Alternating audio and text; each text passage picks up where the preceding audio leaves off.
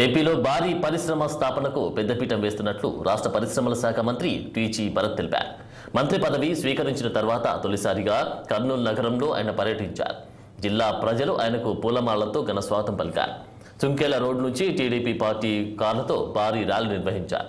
తన బలం ప్రజలని, ప్రజలు తనకు ఇచ్చిన అవకాశాన్ని వారి క్షేమం కోసం ఉపయోగిస్తానంటూ ఆయన పేర్కొన్నారు.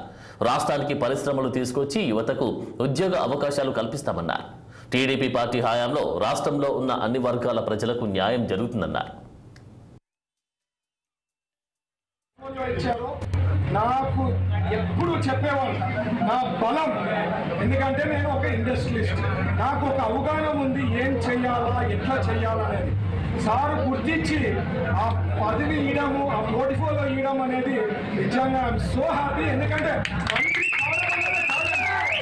దాంట్లో కూడా పోర్ట్ఫోలియోస్ కరెక్ట్ వాళ్ళకి ఇవ్వడము, ఎన్నుకొని అంటే థింక్ చేసి, అందుకే 2 రోజులు టైం తీసుకున్నాం.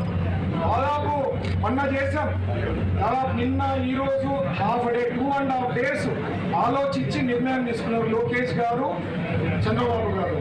ఇప్పుడు వస్తే ఇంక ఇండస్ట్రీస్, నేను ఆల్రెడీ చెప్పా, మనకి ఇండియాలో ఎవరైనా పెద్ద ఇండస్ట్రీ పెట్టాలా ఏమన్నా చేయాలా అంటే ఫస్ట్ ఎక్కడికి వెళ్తారు తెలుసా? గుజరాత్.